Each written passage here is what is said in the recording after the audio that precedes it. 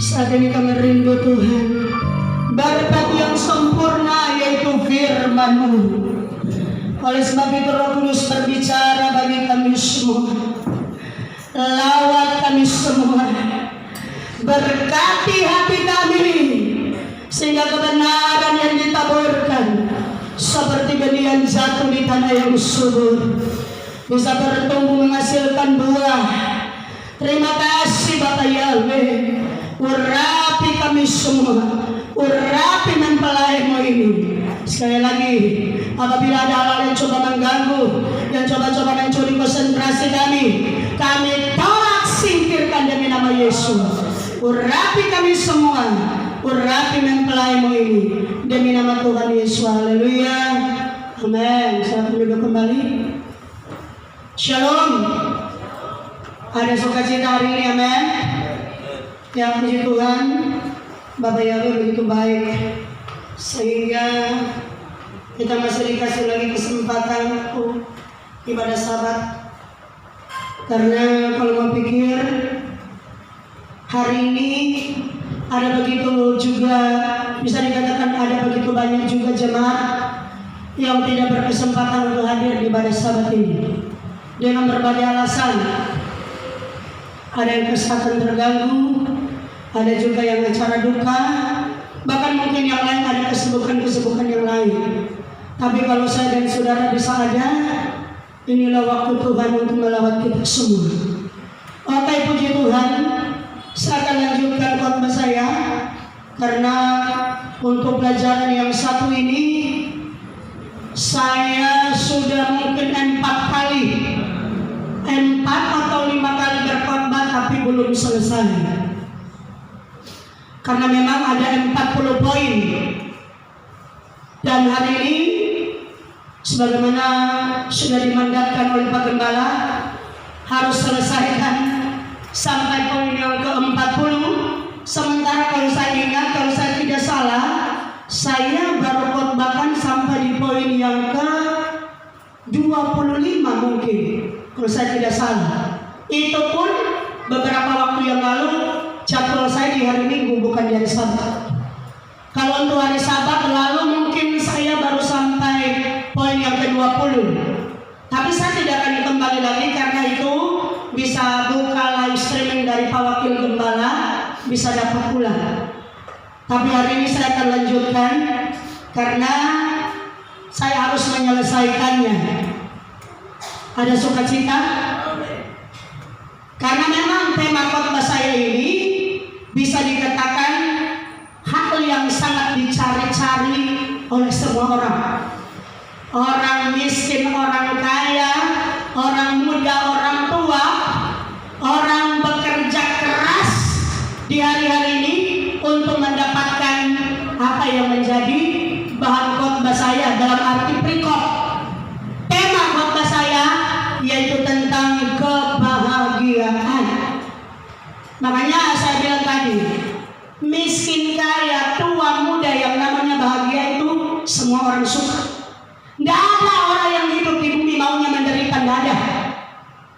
Semua pasti mau yang namanya kebahagiaan. Tapi ternyata sudah sekitar 4 atau 5 seri khotbah saya, kebahagiaan menurut kitab suci bertentangan jauh dengan pemahaman dan logika manusia. Sangat berbeda jauh. Dan saya sudah terangkan itu berulang-ulang. Saya percaya saudara sudah mengerti, tidak perlu saya ulangi lagi. Saya tinggal melanjutkan. Yang pasti, standar firman untuk hidup bahagia bukan menurut yang kita paham secara logika, tapi semua kembali ke dapat atau firman Tuhan. Hari ini saya akan lanjut dalam poin yang ke-26. Saya mengajak kita buka orang yang berbahagia itu seperti apa. Amsal 24, kita baca satu ayat. Kalau sudah dapat Amsal 24, kita akan baca ayat yang ke-25.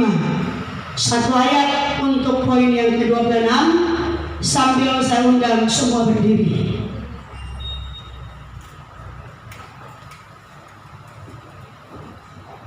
Ya, kita baca bersama-sama Amsal 24 ayat 25, 23. Tetapi mereka yang memberi peringatan akan berbahagia, mereka akan mendapat ganjaran berkat. Katakan amin. Silakan duduk. Dalam pembacaan ini, saudara simak baik-baik, ayat ini sangat jelas.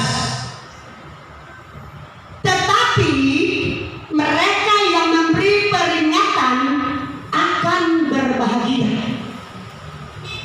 Berarti yang dimaksud kebenaran firman Tuhan ini saya pakai bahasa Manado saja yang gampang dimengerti. Orang yang berbahagia itu adalah orang yang suka kasih-kasihnya orang lain. Memberi peringatan itu kan berarti memperingatkan orang lain. Betul tidak? Yang penting di sini tidak ada unsur penghakiman. Karena kebanyakan orang suka mengingatkan orang lain, suka menegur orang lain, tetapi dengan tujuan menjelekkan. Ada orang sudah cari, ini tergantung tujuan, motivasi. Ada orang suka mengingatkan orang lain, suka menegur orang lain, tetapi peringatannya itu unsurnya melemahkan orang lain, menyatakan orang lain itu salah dan dia benar. Nah ini salah, saudara. Tidak berbahagia kalau ada unsur penghakiman. Tapi kalau kita mengingatkan orang lain dengan tujuan supaya dia jadi bagus, dengan tujuan supaya kesalahannya dia perbaiki, kita adalah orang yang berbahagia. Amin, saudara. Jadi dari ayat ini berarti para mempelai yang kerjanya mengingatkan terus, khotbah terus, mempelai itu berbahagia sekali. Lepas dari orang itu mau terima atau tidak, yang penting saudara lihat, kalau mempelai salah silakan ingatkan. Kalau saudara ingatkan dengan hati murni supaya mempelai jadi bagus, saudara berbahagia. Sebaliknya kalau saudara ingatkan dengan tujuan melemahkan, merugikan, bukan kebahagiaan yang saudara terima, pasti merugikan. Makanya kalau lewat ini firman Tuhan, kalau mau hidupmu bahagia, lihat suamimu salah, ingatkan dia dengan kasih. Amin. Istri-istri, mana istri-istri suka angka semua? Kalau suami-suami mau bahagia, lihat istrimu salah, ingatkan dengan kasih sayang. Amin. Suami-suami, nggak gampang, saudara. Apalagi yang kita hadapi atau yang berhadapan dengan kita itu orang yang egois. Saya pernah dengar bahwa Gembala Kota beberapa waktu yang lalu, dia sempat saksikan ada salah satu angkatan kami, sifatnya suka sekali menegur orang lain, suka sekali mengingatkan orang lain, tapi begitu dia dikasih ingat, dia ditegur, dia marah. Bahagia itu nyanda. Saya percaya di sini semua suka bahagia. Amin. Rajin-rajinlah ingatkan sesamamu. Kalau anak salah, ingatkan dia. Jangan juga jadi orang tua yang salah. Karena orang tua yang salah itu apa? Saking sayang anak, dia anak sesalah yo akan jo. Mau bahagia bagaimana? Kita ingat Gembala bahasa bagaimana? Lebih baik dia menangis sekarang daripada orang tua menangis besok. Kalau sekarang orang ajar dia, sekarang dia salah orang cambuk dia, karena memang kan di ujung cemeti ada emas. Dia menangis, tapi kemudian hasil didikan kita, kemudian hari kita bahagia, dia pun bahagia. Tapi kalau sayang salah, banyak kali, tapi saya percaya orang tua di Kapel Kana Manado suka bahagia semua. Amin. Nggak ada tuh salah didik anak-anak. Kalau anak salah, dia justru kalau sayang kasihnya, beri pelajaran. Itu tuh kebahagiaan. Nyandakan bahagia kalau saat ini dia berjalan bengko, kontrol dia akan DP bengko itu dia. Yang ada menangis bukan bahagia. Jadi fungsikan tugas kita masing-masing. Teman salah, kasih ingat. Kalau lihat tuh ada yang sudah pernah timbul di tempat ibadah, kasih ingat. Amin, saudara. Karena ternyata Amsal katakan orang Yang penting kembali lagi sesuai motivasi. Kalau kata biar sesama jemaat kon dia salah tegur brur, susah jalan stop, brur, siapa sudah masuk ibadah, ibu, bapak, siapa sudah dapat palia. Yang penting tujuan kita dia jadi bagus. Kita firman Tuhan katakan orang yang berbahagia. Amin. Sedangkan yang kasih peringatan bahagia, apalagi yang diperingatkan. Amin. Coba di sini yang bahagia sekali kalau ditegur. Jujur, karena banyak berani dapat tegur, apalagi dia tahu dia betul. Ibu Ita kan, jangan salah lah, kita bilang hati. Ibu Ita, Sas Ita, dong. Ini mulut diri kita, Sas Ita. Pasti berbahagia kalau ditegur. Amin. Karena manusia pada umumnya, karena ego saudara, jangankan orang lain, apalagi suami istri. Apalagi dia setahun dia suami berkurang, dia setahun dia istri berkurang, begitu dapat tegur, nganalih satu model begitu betul keseng-keseng apa kita? Mau bahagia bagaimana tuh rumah tangga saudara? Harusnya ketika suami tegur, makasih, jarang sekali. Harusnya ketika istri tegur kasih peringatan, aduh istri yang baik hati. Siapa di sini suami ketika istri tegur langsung lemah, makasih banyak, anak baik sekali, anak paling sayang sekali pak kita. Aduh kita bersyukur sekali dapat istri rupa anak. Coba suami-suami di sini yang begitu, yang pernah begitu jujur.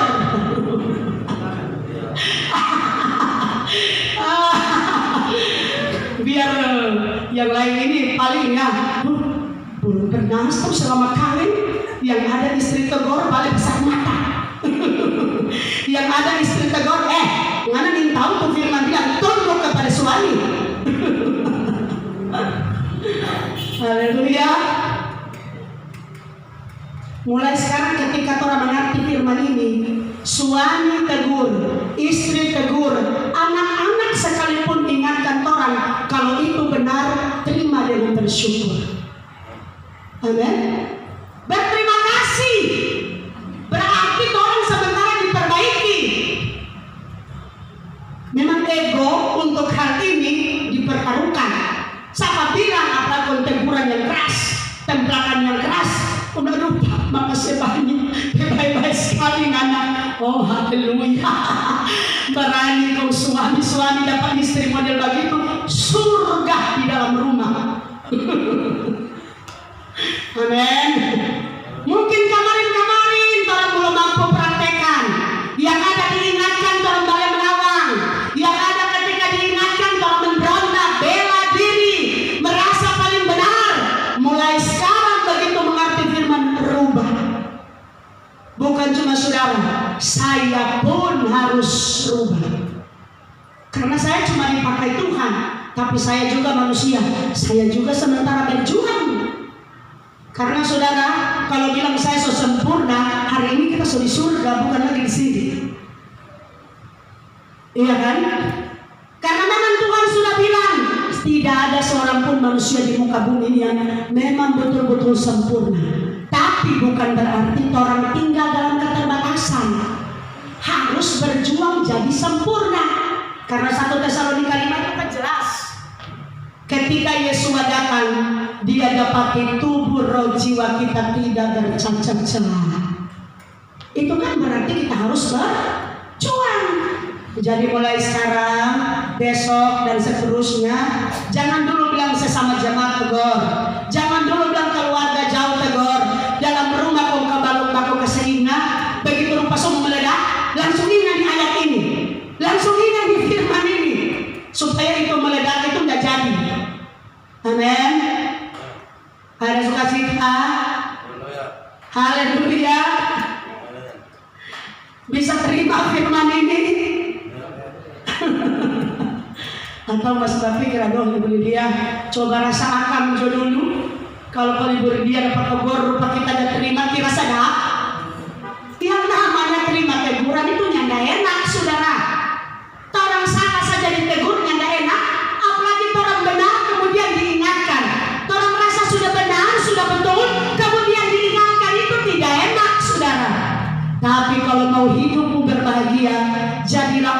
suka menegur dengan tujuan baik, dan jadilah orang yang siap menerima teguran.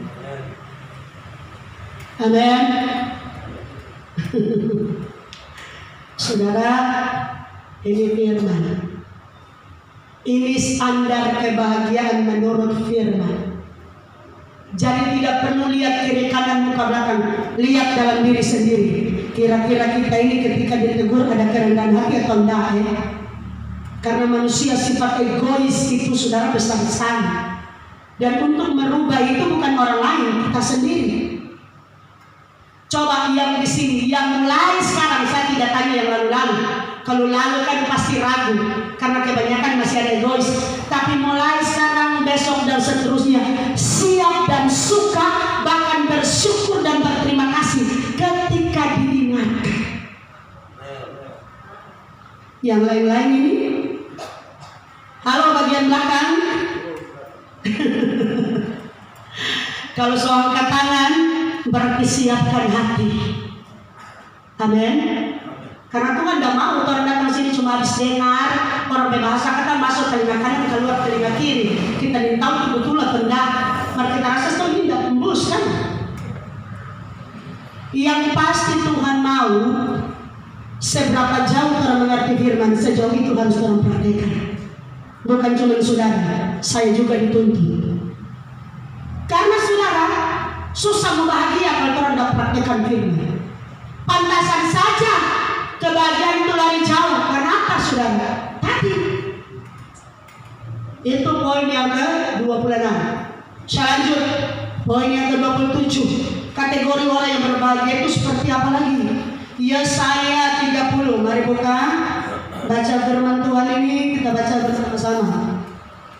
Yesaya pasal yang ke-30. Kita akan baca pada ayat yang ke-18. Kalau sudah dapat Yesaya 30 ayat 18, 2, 3. Sebab itu Yahweh menanti-nantikan saatnya, hendak menunjukkan kasih-Nya kepadamu. Sebab itu Ia bangkit hendak menyayangi kamu. Sebab Yahweh adalah Elohim yang adil. Berbahagialah semua orang yang menanti-nantikan Dia. Poin yang ke-27 sangat jelas. Bagian akhir, orang yang berbahagia adalah orang yang selalu menanti-nantikan Tuhan. Menantikan Tuhan di sini saudara, secara bersama pengiringan kita kepada Tuhan. Kita sementara menantikan janjinya, kita sementara menantikan kedatangannya. Tapi secara pribadi, orang yang menanti-nantikan Tuhan, kata menanti-nantikan Tuhan ini dikandung maksud orang yang setia menyembah berdoa, duduk di hadirat Tuhan. Orang yang menanti-nanti itu kan menunggu. Kita menunggu Tuhan di mana? Salah satunya ketika kita datang ibadah di hadirat Tuhan, ini bagian dari menantikan Tuhan. Dia datang bertemu kita ketika kita menantikan Dia itu di mana? Bukan di jalanan saudara. Puji Tuhan kalau di jalan saudara menyembah dan berdoa. Bukan di mall sana, bukan di tempat shopping, bukan di tempat santai. Puji Tuhan kalau saudara sementara masih ada rekreasi, bangun hubungan dengan Tuhan. Tapi rata-rata orang kalau santai itu kan lagi menikmati kesenangan, betul tidak? Jadi menanti-nantikan Tuhan tidak lain adalah orang yang setia duduk di kaki Tuhan, menunggu Tuhan di hadirat Tuhan. Di saat kita berdoa, di saat kita menyembah, disitulah kita bertemu Tuhan. Dan Tuhan berkata lewat firman ini, orang yang menantikan Tuhan adalah orang yang berbahagia. Amen. Suka bahagia, amin? Mau bahagia? Oh, berarti orang yang ada di depan saya ini tidak suka. Mau bahagia saudara? Amen. Cinta kebahagiaan? Amen. Suka suasana surga? Amen. Pastikan dirimu cinta hadirat Tuhan. Amen.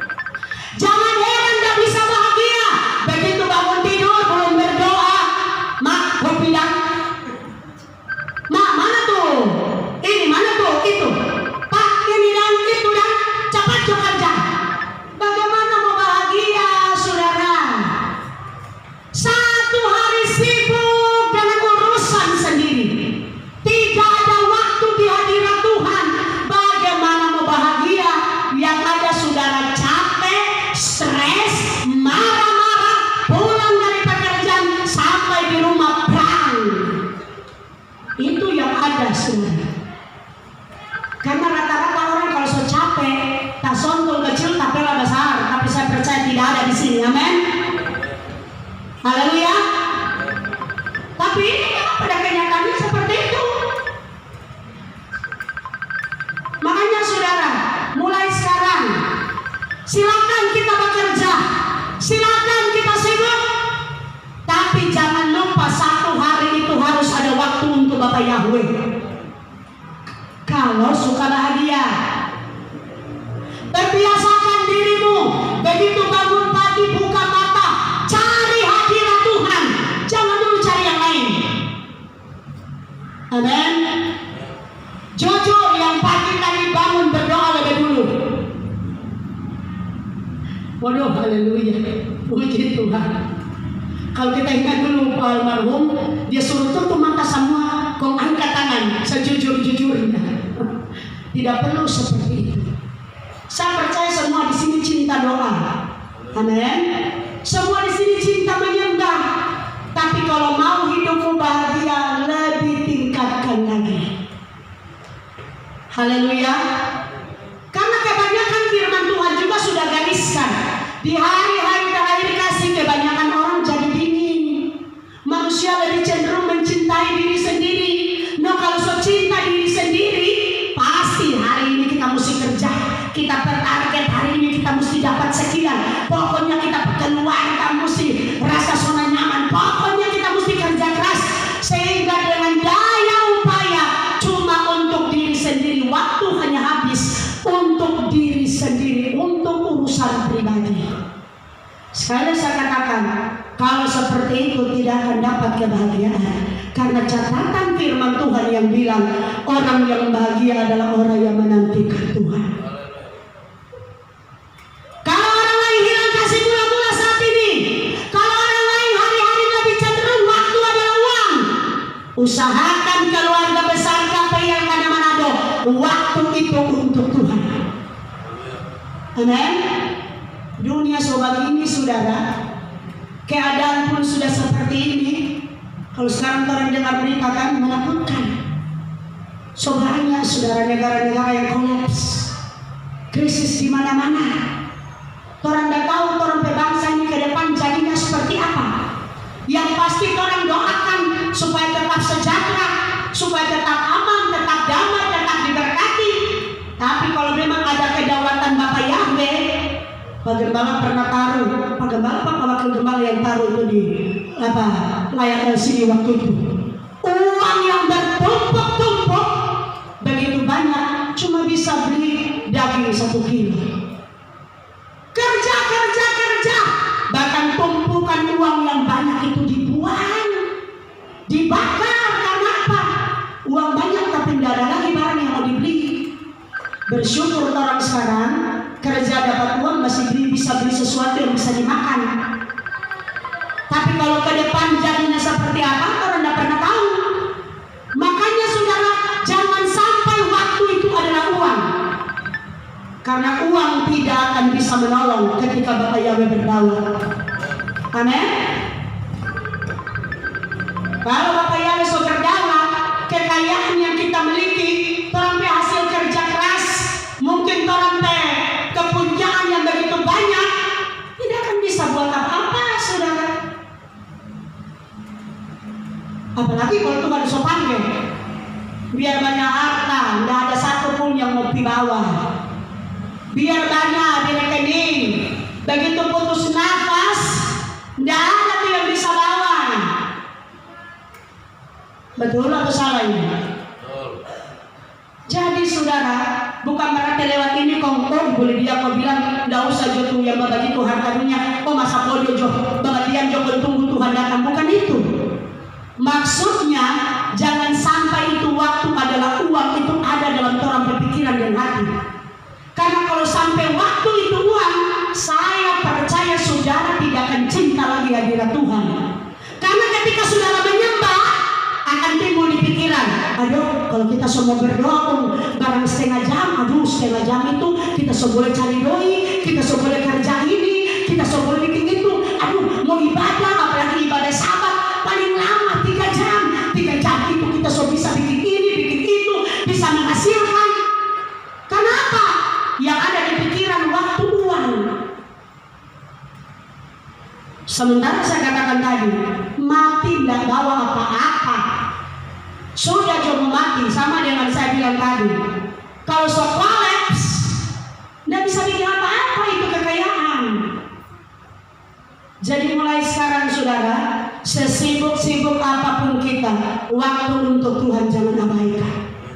Kalau mau bahagia, jadi tanyakan pada dirimu, katakan selama ini kita pek bahagia rupanya lengkap, rupa bahagia baru 1 jam, susah 1 hari.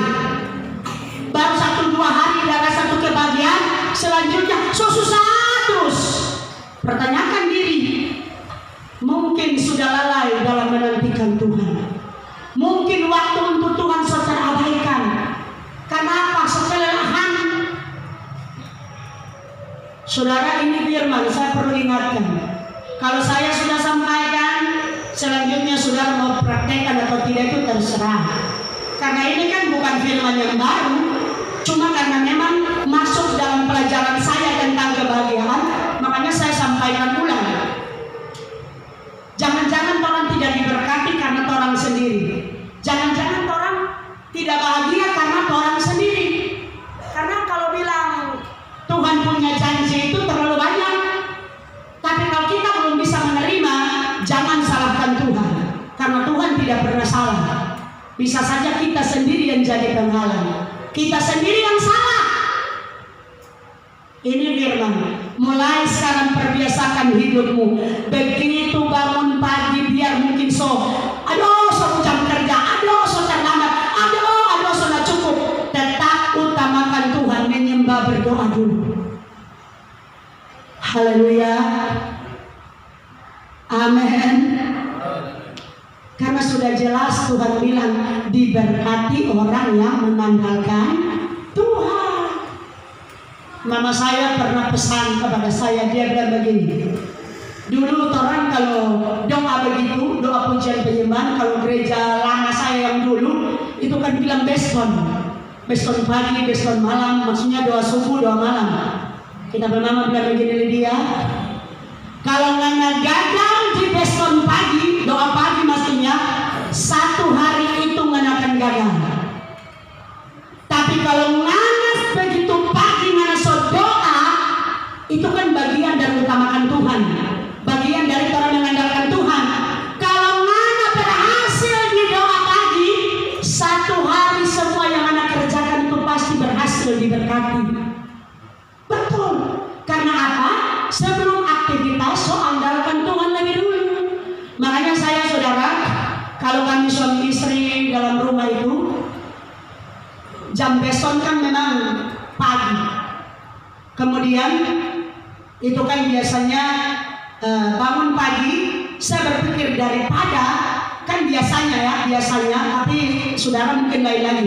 Tapi kalau kami dalam rumah biasanya karena mungkin malam setelah beraktivitas, setelah istirahat, paginya itu kan begitu bangun kan belum di hadirat Tuhan kan sudah rasa sakit perut, apakah buang air kecil, buang air besar, saya mulai rubah.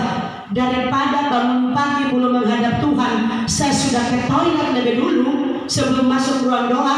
Begitu buka mata alarm berbunyi, saya langsung terima kasih Tuhan. Artinya saya mau Tuhan yang lebih dulu, belum sebelum toilet saudara. Jadi karena kan waktu berdoa bersama kan nanti di ruang doa. Tapi begitu buka mata dari tempat tidur, saya mau Tuhan lebih dulu. Jadi saudara, sebelum kami besok doa pagi, saya begitu buka mata, ini saya yang praktekkan, ini saya punya pengalaman. Sudah lama saya buat itu. Terima kasih Bapak Yahweh. Jadi sebelum masuk ruang doa, saya mulai orakan, terima kasih Bapak Yahweh, terima kasih Bapak Yahweh, terima kasih buat mujizatmu, terima kasih buat berkatmu, Bapak Yahweh dahsyat, Bapak Yahweh baik. Artinya supaya strategi saya sesudah itu biar belum masuk ruang doa, saya ke toilet, yang penting saya Tuhan nomor 1 dulu dalam hari itu. Itu saya punya trik, maksudnya pengalaman saya yang saya lakukan setiap hari. Karena saya termotivasi dengan hal itu. Dulu saya ingat sekali Pak almarhum, Bapak Gembala almarhum dulu, dia selalu kan tanya seperti itu. Dia selalu kan saudara yang dari sama-sama dari lalu orang sama-sama kan pasti mau. Saya termotivasi dari itu. Almarhum selalu coba tutup mata, angkat tangan jujur, nggak usah lihat kiri kanan. Siapa yang hari ini begitu bangun berterima kasih lebih dulu, siapa yang hari ini bangun ke toilet lebih dulu, pokoknya dia tanyakan seperti itu. Waktu saya dengar itu, saya termotivasi. Oh Tuhan, kedengarannya hal kecil, tapi itu luar biasa, saudara. Mulai saya dengar itu, supaya saya tidak buat yang lain-lain lebih dulu. Begitu buka mata, terima kasih Bapak Yahweh. Pokoknya saya sudah orakan, terima kasih buat mujizatmu, terima kasih buat berkatmu, Bapak Yahweh dahsyat, Bapak Yahweh ajaib, Bapak Yahweh luar biasa. Sesudah itu kalaupun mau aktivitas lain, sudah baru masuk ruang doa. Dan saya ingat sekali pesan dari mama saya itu, kalau berhasil di doa pagi, satu hari itu pasti berhasil. Ini bukan pelajaran yang baru, saudara sudah mengerti. Tapi perlu diingatkan, supaya kalau ada yang mulai malas, bangkit ulang. Karena kalau pagi kita tidak doa, kemudian kita sudah kerja, berarti kita andalkan kita punya kekuatan.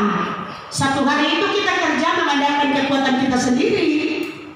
Tapi kalau kita sudah doa, sudah serahkan ke Tuhan, bagian dari kita mengandalkan Tuhan, melibatkan Tuhan, dan Tuhan punya firman tidak pernah salah. Diberkati orang yang mengandalkan Tuhan. Apalagi dunia sekarang, roh jahat itu bekerja semakin meningkat. Firman Tuhan katakan karena dia tahu waktunya sudah singkat, sehingga kekuatannya itu dilipat gandakan. Jadi kalau kita tidak doa lebih dulu, saudara, rupa-rupa mau jadi satu hari itu, betul saudara. Tapi kalau kita sudah doa, perlindungan Bapak Yahweh itu sempurna.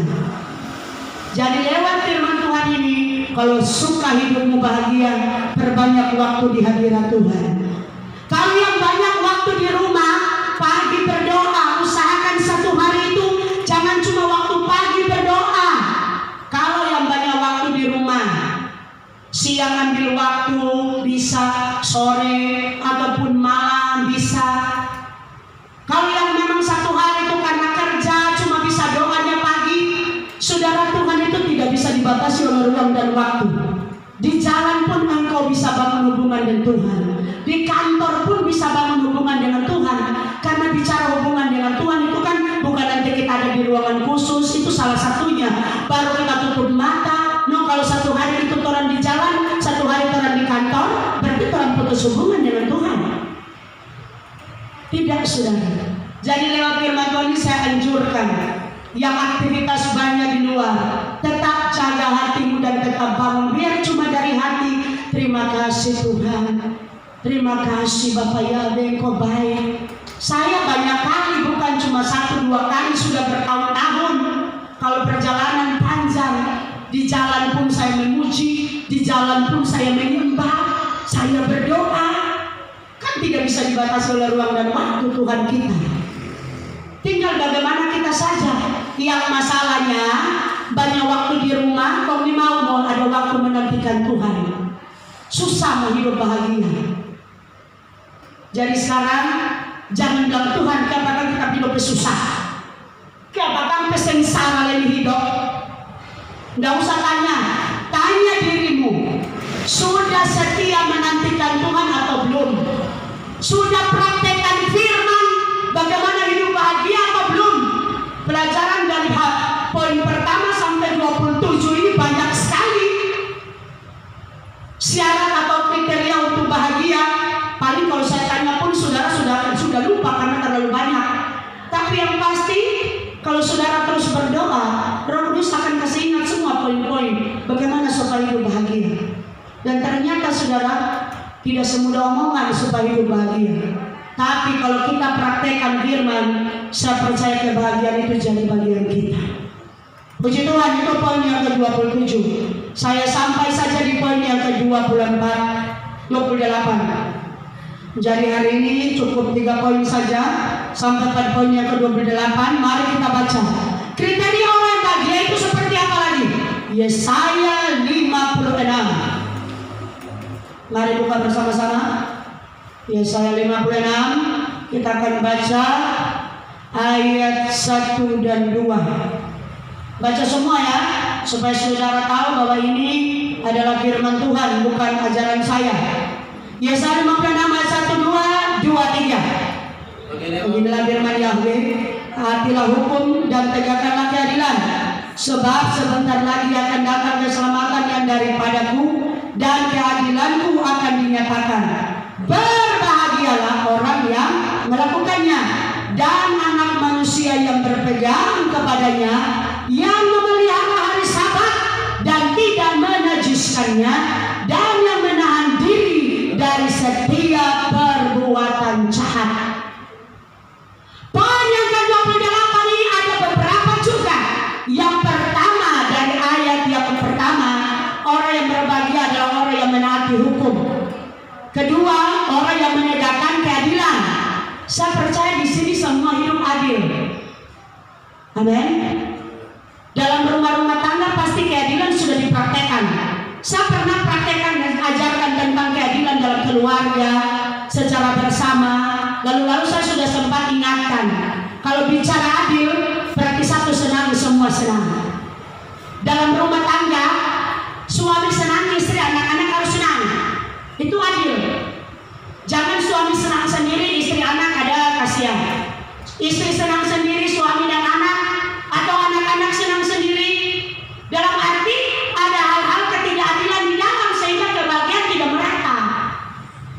Usahakan saudara, dari perkara jasmani ataupun secara rohani, usahakan itu keadilan itu harus. Amin. Supaya betul-betul kita bahagia. Itu poin yang kedua di bagian yang ke-28. Kemudian saudara, yang ketiga, yang beranak manusia yang berpegang kepada perintah itu. Artinya semua perintah yang selama ini diajarkan kita pegang. Kemudian yang memelihara hari Sabat dan tidak menajiskannya. Dan yang keempat, dan yang menahan diri dari setiap perbuatan jahat. Perbuatan jahat saya tidak perlu khotbah, saudara sudah tahu. Kalau tahu itu jahat, jangan berjalan tere-tere maju terus. Menahan diri. Pantas saja tidak bisa bahagia, so tahu-tahu sama bikin terus. Kalau bikin terus berarti kan tidak menahan diri. Orang yang menahan diri dari kejahatan itu berarti, oh dia so tahu ini perbuatan salah, jangan. Oh dia so tahu ini melanggar firman, jangan. Pasti bahagia. Bahkan sudah saya mengatakan, hari ini kita yang ibadah Sabat kita adalah orang yang berbahagia. Karena jelas yang memelihara hari Sabat dan tidak menajiskannya. Makanya kita juga perlu berkumpul terus. So yang penting kita mempelai sudah ajarkan. Kita berkumpul supaya semua keluarga besar KPL Kana Manado bisa beribadah di hari Sabat. Amin. Haleluya. Karena ini firman saudara. Setiap Sabat dibacakan Yesaya 58. Iya kan? Berbahagia, bagaimana itu? Orang yang tidak menginjak-injak hukum Sabat, yang tidak melakukan urusanmu pada hari kudusku. Itu kan jelas, tidak perlu dikhotbahkan, tiap Sabat itu dibacakan. Tanpa diterangkan pun pasti mengerti. Dan ternyata poin yang ke-28 ini, orang yang berbahagia adalah orang yang betul-betul memelihara hari Sabat. Dia tidak menajiskannya. Kalau bicara tidak menajiskan, berarti hari Sabat itu dipakai untuk mempersembahkan hidup untuk Tuhan. Hari ini kita datang ibadah Sabat, kebahagiaan itu sudah pasti jadi bagian kita. Tapi untuk bahagia bukan cuma satu ini saja, banyak. Seperti yang saya katakan, ini sudah poin yang ke-28, masih ada 12 poin lagi. Tapi salah satu supaya kebahagiaan itu sempurna, pelihara hari Sabat perintah Tuhan. Kalau hari Sabat perintah Pak Gembala, sudah jom bekeng. Iya toh? Kalau hari Sabat janji dari mempelai saja, tidak usah datang. Tapi itu adalah ketetapan Bapak Yahweh. Jadi kami mempelai cuma mengingatkan dan terus mendoakan supaya semua keluarga besar KPI Elkana Manado bisa menghormati hari Sabat sebagaimana ketetapan Tuhan. Bisa memelihara. Pelihara itu kan berarti kita jaga baik-baik. Betul tidak? Pelihara itu berarti sesuatu yang berharga. Tuhan gambarkan pelihara berarti ibaratnya hari Sabat itu sesuatu yang berharga. Saya tanya Pak Gembala pendiri ini berharga atau tidak? Sangat berharga, makanya Pak Gembala jaga terus. Orang pendiri ini berharga. Sebagaimana orang berharga, orang jaga, jangan sampai sakit, minum vitamin, istirahat cukup, olahraga dan lain sebagainya. Itu kan pelihara, bagian dari pelihara. Kemudian kalau orang punya harta benda, apakah itu perhiasan, mobil, rumah, sudah pasti barang berharga dipelihara. Yang tidak ada saudara, barang berharga mau asal buang begitu tidak ada. Tuhan gambarkan pelihara itu ibadah Sabat, hari Sabat. Tuhan menggambarkan itu ibadah Sabat, hari Sabat itu sesuatu yang berharga. Jadi jangan ada hari Sabat lewat bertentangan lain-lain orang ini dia. Orang Kristen pada umumnya ibadah hari Minggu. Kalau orang ini Sabat ibadah, Minggu ibadah, Senin ibadah. Pokoknya kalau boleh tiap hari ibadah. Lebih bagus. Karena firman Tuhan juga bilang, jangan menjauhkan diri dari pertemuan-pertemuan ibadah. Kalau cuma pertemuan ibadah berarti cuma satu. Tapi kalau pertemuan-pertemuan berarti ada ibadah raya, ada ibadah syukur, ada ibadah apa lagi? Doa malam, ada ibadah doa puasa, ada ibadah kunjungan keluarga. Itu tuh pertemuan-pertemuan. Bukan cuma pertemuan. Kalau cuma pertemuan berarti cuma satu macam. Tapi firman Tuhan di situ dia katakan, jangan menjauhkan diri dari pertemuan-pertemuan. Karena lebih banyak waktu ibadah itu lebih bagus. Ibadah itu kan mengandung janji. Ibadah itu kan mengandung berkat. Jadi kalau dan saya mengatakan begini, ibadah itu saudara harus mengerti. Ketika kita ibadah itu bagian dari kita memberi untuk Tuhan. Bagaimana kita minta banyak ke Tuhan, minta kesehatan, minta kekuatan, minta rumah, minta mobil, minta motor, minta uang, minta ini, minta itu, tapi kasih ke Tuhan sedikit sekali. Rasa rugi tiap 3 jam di ibadah, so rasa rugi, so rasa lama. Mintanya banyak, kasihnya sedikit. Adil apa tidak saudara? Halo? Kalau Tuhan berupa ibu dia rasa jokoan, kenapa malas berkasih maka rajin sekali minta. Iya toh? Kalau Tuhan kau manusia, Tuhan kau berupa orang mempelai, biarkan dia ke sana. Nana kalau minta rajin sekali, maka berkasih pikir, pelit minta ampun. Saudara sadar, lebih banyak ibadah, lebih banyak waktu Tuhan kasih per Tuhan. Saya mau tanya, ini logika orang manusia. Orang minta, orang kasih, senang apa tidak? Jujur. Orang minta, kemudian orang kasih, senang atau tidak? Kemudian, ketika pun orang tidak minta, orang kasih, senang atau tidak? Lebih senang mana? Minta baru kasih atau tidak minta dikasih? Mana lebih senang? Lebih senang kan tidak minta tapi dikasih. Karena kalau orang minta kan perasaan malu. Tapi kalau orang yang tidak minta, kalau dia tahu, kalau dia kasih senang. So begitu dengan Tuhan. Tuhan minta orang kasih.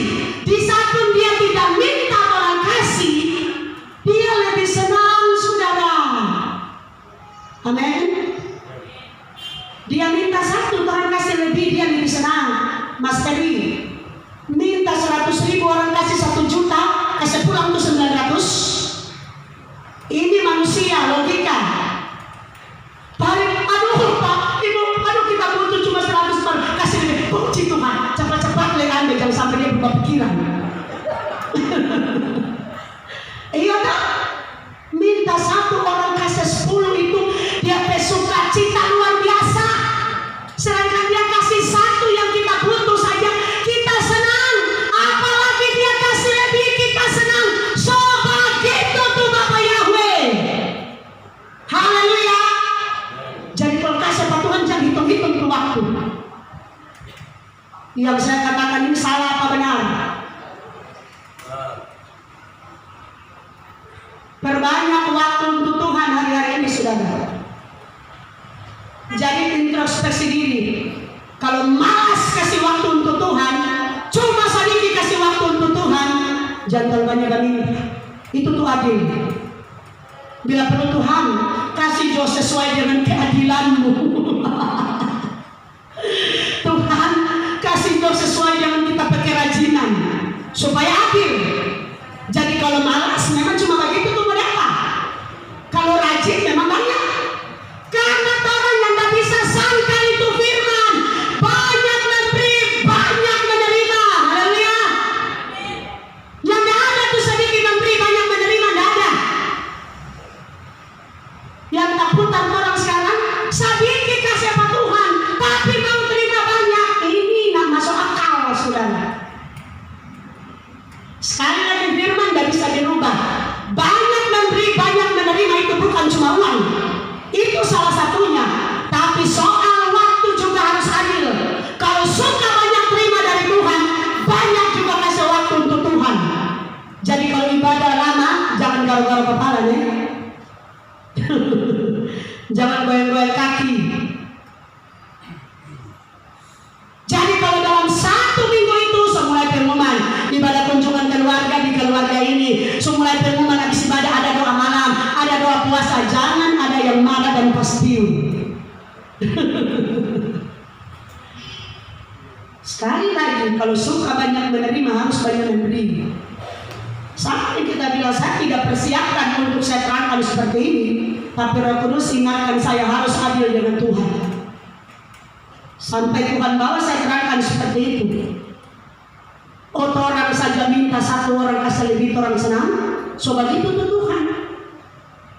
Orang kasih 1 hari 1 kali menyembah Tuhan senang. Apalagi 2 hari, 1 hari 2 kali orang menyembah Tuhan lebih senang. 1 hari di pelataran Tuhan pun Tuhan lebih senang. Karena itu adalah firman. Saya tanya selama ini KPL Kadang-Kadang so pernah ibadah 1 hari? Belum. So paling lama 3 atau 4 jam. Itu saja, belum pernah 1 hari. Apalagi kalau orang praktekkan 1 hari di pelataran Tuhan, Bapak Yahweh lebih senang. Contohnya siapa? Saya tidak hafal omong kosong. Belajar kepada Daud. Saya sudah ulang-ulang. Kenapa Daud hidup di medan pertempuran? Tiap hari susun strategi perang, tapi Daud tidak mati konyol dalam medan pertempuran. Daud mati di hari tua. Dia menyaksikan anaknya menggantikan dia. Dia diberkati melimpah-limpah karena Daud 1 hari 7 kali menyembah dan berdoa. Firman Tuhan katakan pada waktu pagi membangunkan fajar, pada waktu siang, pada waktu petang, pada waktu malam, pada waktu tengah malam.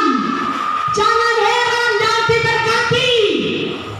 Bahkan Yesua HaMasiah berasal dari keturunan Daud. Dan firman Tuhan katakan ketika Bapak Yahweh menggantikan Saul, dia katakan kepada Samuel, aku sudah mendapati seorang yang berkenan di hatiku. Siapa yang berkenan itu? Daud. Kenapa Raja Daud berkenan? Dia berkesukaan duduk di hadirat Tuhan.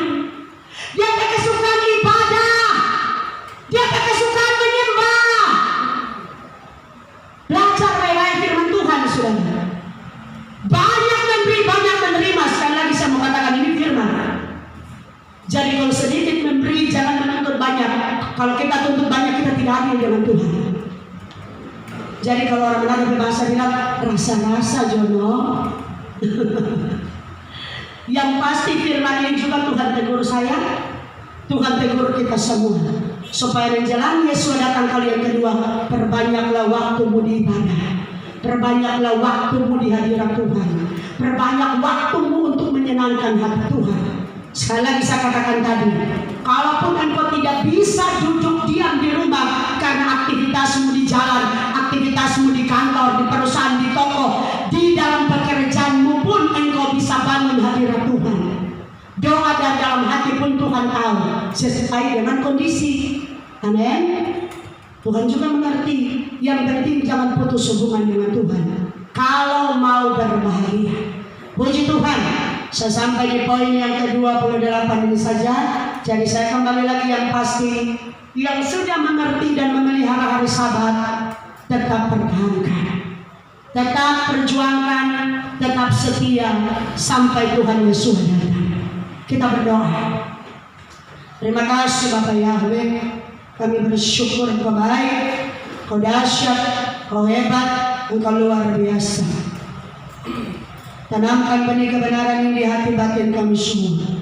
Ingatkan terus supaya kami terus memberi waktu yang terbaik dimanapun kami berada, kemanapun kami melangkah, termasuk di hari Sabat. Kami bisa datang di tempat ini untuk melakukan kebenaran-Mu sehingga kami terus hidup berbahagia. Ini doa syukur kami. Kami akan menyembah Engkau dalam roh dan kebenaran. Berkati penyembahan kami. Haleluya. Amin.